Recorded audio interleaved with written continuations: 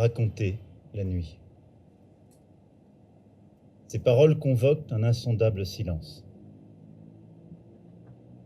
Le silence de plus d'1 million d'hommes, de femmes, d'enfants, qui ne sont plus là pour raconter cette interminable éclipse de l'humanité, ces heures où tout s'est tu. Elle nous raconte la course éperdue des victimes, la fuite dans la forêt ou dans les marais, une course sans arrivée et sans espoir, une traque implacable qui reprenait chaque matin, chaque après-midi, dans une terrible et banale répétition du mal. Elles nous font entendre la voix de ceux qui, après avoir trébuché, ont affronté la mort ou la torture de leur bourreau sans un cri, parfois pour laisser s'enfuir un proche, un parent, un enfant, un ami qu'ils avaient protégé jusqu'à leur dernier souffle. Ces voix qui se taisaient quand montait, à l'aube, l'insoutenable euphorie des chants de rassemblement de ceux qui tuaient ensemble et de ceux qui partaient dans leur vocabulaire dévoyé au travail. Ce lieu leur restitue tout ce dont on avait tenté de les priver. Un visage, une histoire, des souvenirs, des envies et des rêves, et surtout, une identité, un nom, tous les noms, gravés un à un, inlassablement, sur la pierre éternelle de ce mémorial. Ibuka, souviens-toi. Ces paroles nous font entendre aussi la voix de ceux qui portent la plaie de cette nuit, ceux qui portent la blessure béante d'avoir été là et d'être encore là. Ceux dont nous n'avons écouté la souffrance ni avant, ni pendant, ni même après. Et c'est peut-être là le pire. Survivants, rescapés, orphelins. C'est grâce à leur témoignage, à leur courage, leur dignité, que nous mesurons combien il ne s'agit pas de chiffres ou de mots, mais de l'irremplaçable épaisseur de leur vie. Ces paroles disent une tragédie qui porte un nom, génocide. Elles ne s'y réduisent pas pour autant, car il s'agit bien d'une vie avec tous ses rêves 1 million de fois fauchés. Un génocide ne se compare pas. Il a une généalogie, il a une histoire, il est unique. Un génocide a une cible. Les tueurs n'ont eu qu'une seule obsession criminelle, l'éradication des Tutsis, de tous les Tutsis, des hommes, des femmes, leurs parents, leurs enfants. Cette obsession a emporté tous ceux qui ont voulu y faire obstacle, mais elle n'a jamais perdu sa cible. Un génocide vient de loin. Il se prépare. Il prend possession des esprits, méthodiquement, pour abolir l'humanité de l'autre. Il prend sa source dans des récits fantasmés, dans des stratégies de domination érigées en évidence scientifique. Il s'installe à travers des humiliations du quotidien, des séparations, des déportations. Puis se dévoile la haine absolue, la mécanique de l'extermination. Un génocide ne s'efface pas. il est indélébile. Il n'a jamais de fin. On ne vit pas après un génocide. On vit avec, comme on le peut. Au Rwanda, on dit que les oiseaux ne chantent pas le 7 avril, parce qu'ils savent. C'est aux hommes qu'il appartient de briser le silence. Et c'est au nom de la vie que nous devons dire, nommer, reconnaître.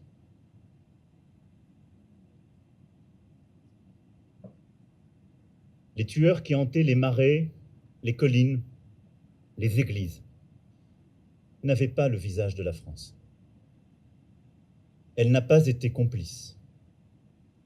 Le sang qui a coulé n'a pas déshonoré ses armes, ni les mains de ces soldats qui ont, eux aussi, vu de leurs yeux l'innommable, pensé des blessures et étouffé leurs larmes. Mais la France a un rôle, une histoire et une responsabilité politique au Rwanda. Elle a un devoir, celui de regarder l'histoire en face et de reconnaître la part de souffrance qu'elle a infligée au peuple rwandais en faisant trop longtemps prévaloir le silence sur l'examen de la vérité.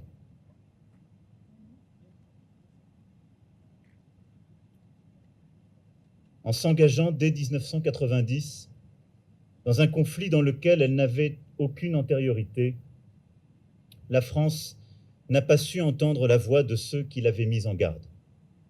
Ou bien a-t-elle surestimé sa force en pensant pouvoir arrêter ce qui était déjà à l'œuvre? La France n'a pas compris qu'en voulant faire obstacle à un conflit régional ou une guerre civile, elle restait de fait aux côtés d'un régime génocidaire. En ignorant les alertes des plus lucides observateurs, la France endossait alors une responsabilité accablante dans un engrenage qui a abouti au pire, alors même qu'elle cherchait précisément à l'éviter. À Arusha, en août 1993, la France pensait, aux côtés des Africains, avoir arraché la paix. Ses responsables, ses diplomates y avaient œuvré, persuadés que le compromis et le partage du pouvoir pouvaient prévaloir. Ces efforts étaient louables et courageux. Mais ils ont été balayés par une mécanique génocidaire qui ne voulait aucune entrave à sa monstrueuse planification.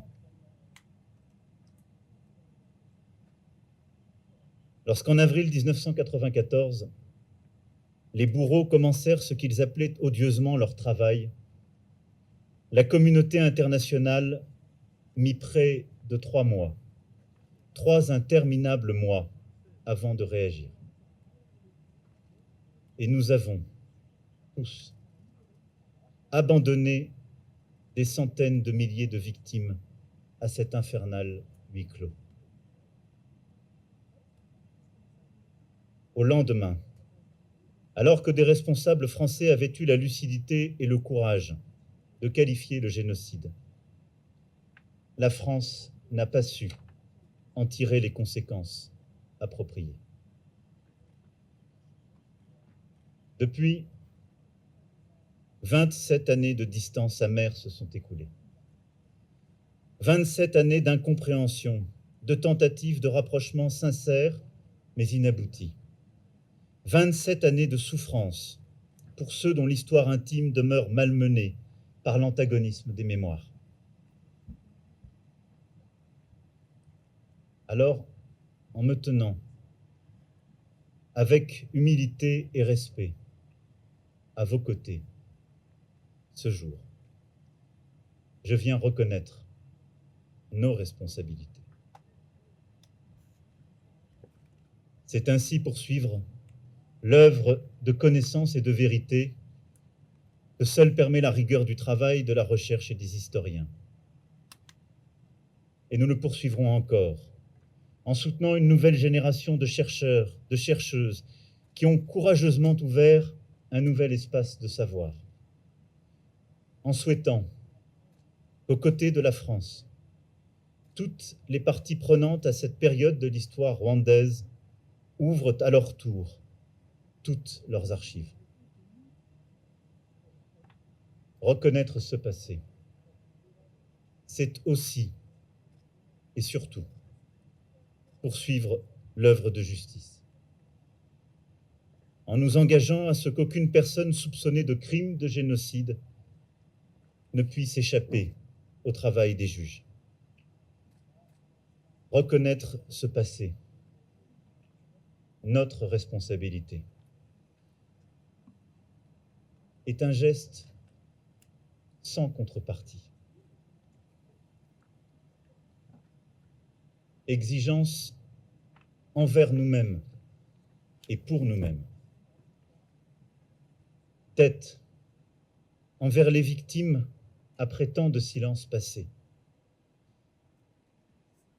Don envers les vivants, dont nous pouvons, s'ils l'acceptent, encore apaiser la douleur. Ce parcours de reconnaissance, à travers nos dettes, nos dons, nous offre l'espoir de sortir de cette nuit et de cheminer à nouveau ensemble. Sur ce chemin, seuls ceux qui ont traversé la nuit peuvent peut-être pardonner. Nous faire le don, alors, de nous pardonner.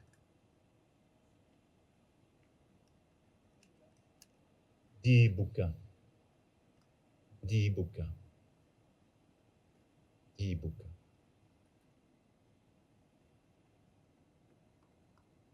Je veux ici, en ce jour, assurer la jeunesse rwandaise qu'une autre rencontre est possible.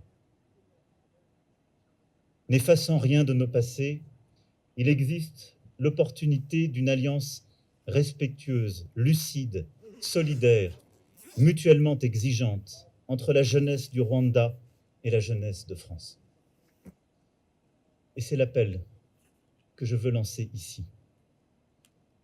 Bâtissons ensemble de nouveaux lendemains. Préparons ici, pour nos enfants, de prochains souvenirs heureux. C'est le sens de l'hommage que je veux rendre à ceux dont nous garderons la mémoire, qui ont été privés d'avenir et à qui nous devons d'en inventer un.